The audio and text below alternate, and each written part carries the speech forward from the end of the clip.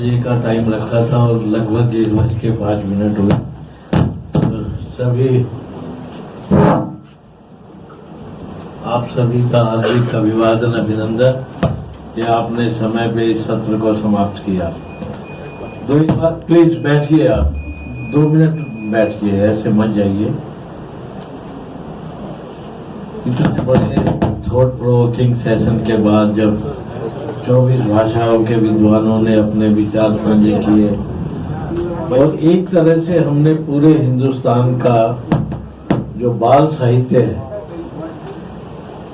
उसके सरोकार भी देखे हैं, उसको लिखने वालों का संघर्ष भी देखा है, किस तरह से समाज की उपेक्षा का शिकार रहा है वो भी। कल जब इनाम दिए गए थे तो मैंने 2 बातों का जिक्र किया था, वो बातें आज मैं थोड़ा डिटेल में साझा करना चाहूंगा।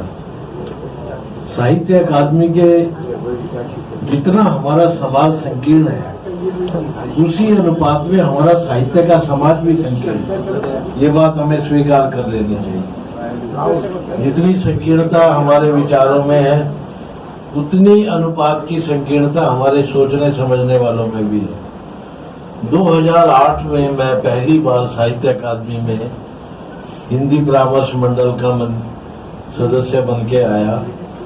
मैं खुद बाल साहित्य की मेरी 2-3 किताबें थी। चंडीगढ़ साहित्य अकादमी के सचिव होने के नाते वहाँ बच्चों की बहुत सारी वर्कशॉप्स करता था, तो मेरे मन में ये बड़ी व्याकुलता थी कि साहित्य अकादमी भी बाल साहित्य पुरस्कार शुरू करे।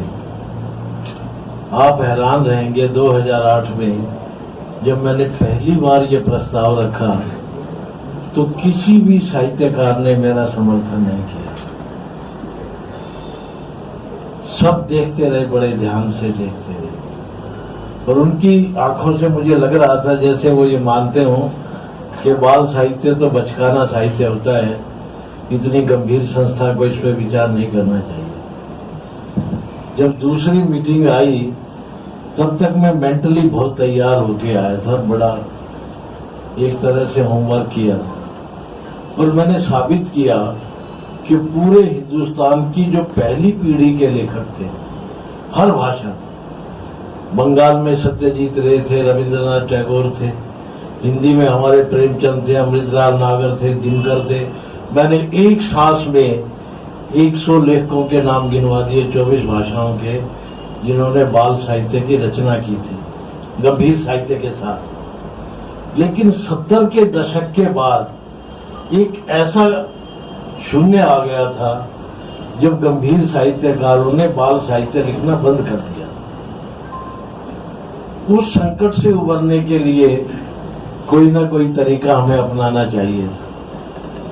2008 का प्रस्ताव भगवान ने चाहा, धीरे धीरे समझ आई, कुछ मित्रों ने भी मदद की और 2010 में शुरू हो गया। उसके बाद युवा पुरस्कार भी मैंने इसी तरह स्वीकार करवाया। युवा पुरस्कार के लिए तो 3 साल तक हम आयु तय नहीं कर पाए कि युवा 25 साल का होता है 35 साल। तो कहने का तात्पर्य ये है कि समाज में स्थितियां कभी आसान नहीं रही। लेखक के लिए जटिलताएं तब भी थी जब कागज का आविष्कार नहीं हुआ था। तुलसीदास जी ने भी उतना ही संघर्ष किया था जितना आपने किया है, बल्कि आज का साहित्यकार तो ज्यादा सुखी है। पहले के साहित्यकार के पास तो साधन ही नहीं थे, बेचारे भोजपत्रों पे लिखते थे, पता नहीं कोई चीज कैसे जाती थी, ओरल ट्रांसमिशन होता था। अब मैं आपको एक बड़ी सुखद सूचना देने वाला हूँ। बहुत सारे अभिव्यक्ति के माध्यमों से जुड़ा हुआ हूँ, बहुत सारे अंतर्राष्ट्रीय सम्मेलनों में भी जाता हूँ। आने वाला दशक बाल साहित्य का दशक होगा, मेरी बात मान के चलो।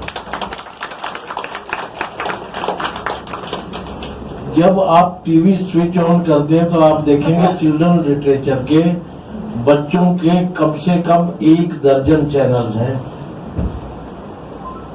24 घंटे चलते हैं। इस समय जितने चैनल्स पे दिखाया जाता है उसमें भारतीय साहित्य का हिस्सा केवल 10% है। उसमें बाल कृष्ण है, बाल भीम है, उसके आगे अभी नहीं बढ़े हैं हम। ये जो जापान के हैं, रशिया के हैं, अमेरिका के हैं, बीबीसी के हैं, हालांकि उनकी डबिंग भारतीय भाषा में हुई है, ये सारे के सारे 3 साल के अंदर समाप्त हो जाएंगे। उसके बाद आपकी किताबें ढूंढते फिरेंगे, मेरी बात ये याद रखना। लेकिन आपके सामने 2 चीजें और हैं। आज का बच्चा वो बच्चा नहीं है जो 20 साल पहले का था। आज के बच्चे को आप ये नहीं कह सकते कि आसमान पे इंद्रधनुष इंद्र का बनाया हुआ है। आज के बच्चे को ये नहीं कह सकते कि धरती को एक बैल के सींग पे रखा हुआ है, क्योंकि वो पहली जमात से साइंस पढ़ने लगा है। आज का बच्चा वो गजेट्स भी जानता है।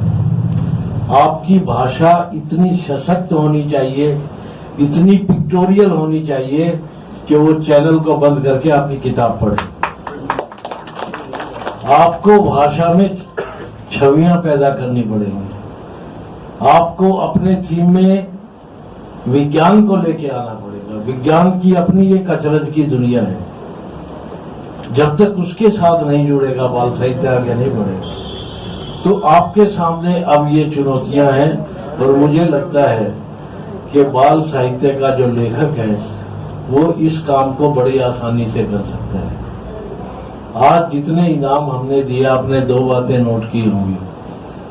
सबके सब 90-95% वो रचनाकार हैं जो पहली पीढ़ी के रचनाकार हैं। इनमें कोई भी युवा नहीं कहा जा सकता। युवा रचनाकारों को भी बाल साहित्य के साथ लेके आना बहुत जरूरी है। साहित्य अकादमी ने एक और अच्छा काम किया। आप जितने अवार्डीज हैं, आपको कुछ दिनों के बाद हमारा एक पत्र जाएगा कि आप अपने हमें ये अनुमति दें कि आपकी किताब का हम 24 भाषाओं में अनुवाद करें। हर किताब 24 भाषाओं में अनुवादित करें। मेघालय के बच्चे के बारे में दक्षिण का बच्चा भी जानेगा, उत्तर का भी जानेगा, पूर्व का, पश्चिम का जानेगा। एक भारतीय बच्चे की जो छवि है वो इसी तरह से निखर के सामने आएगी। पहले हमारी साहित्य अकादमी बाल साहित्य की किताबें नहीं छापती थी। हम ये मान के चलते थे कि ये काम चिल्ड्रन बुक ट्रस्ट का है, नेशनल बुक ट्रस्ट का है। अब साहित्य अकादमी के सामने सबसे बड़ा काम हमने यही लिया है। अगर नई पीढ़ी को प्लेजर ऑफ रीडिंग का पाठ नहीं पढ़ाया, उसको किताब के नजदीक नहीं लेके आए, तो वो बड़ा होकर गंभीर साहित्य नहीं पढ़ेगा। और समाज में संवेदनशीलता का स्तर, किसी भी बच्चे के ह्यूमन वैल्यू सिखाने की उम्र 15 साल के बाद समाप्त हो जाती है। अगर आपने किसी बच्चे को 15 वर्ष तक मानवीय मूल्य नहीं सिखाए, उसके संवेदनशीलता का स्तर नहीं ऊपर किया, उस बच्चे को कोई नहीं सुधार सकता। और कल जैसे मैंने उदाहरण दिया था कि दुनिया के 95% आतंकवादी बहुत पढ़े लिखे हैं, टेक्नोक्रेट्स हैं, हर चीज बनाना जानते हैं, आसमान से लेके विज्ञान में बड़े पारंगत हैं, लेकिन बचपन में किसी ने उन्हें किताब नहीं दी, किसी ने उन्हें दादी माँ के किस्से नहीं सुनाए, किसी ने उन्हें ये नहीं बताया कि इस माँ से बड़ी भारत माँ और धरती माँ भी है, किसी ने ये भी नहीं बताया कि ये पहाड़ हमारे जीवन के अंश हैं, किसी ने ये भी नहीं बताया जो ब्रह्मांड है उसको सुरक्षित रखने की जिम्मेवारी हम सब की। ये संवेदनशीलता केवल आप बता रहे हैं, और आने वाला दशक आपका है, मान के चलिए। धन्यवाद, नमस्कार, जय हिंद।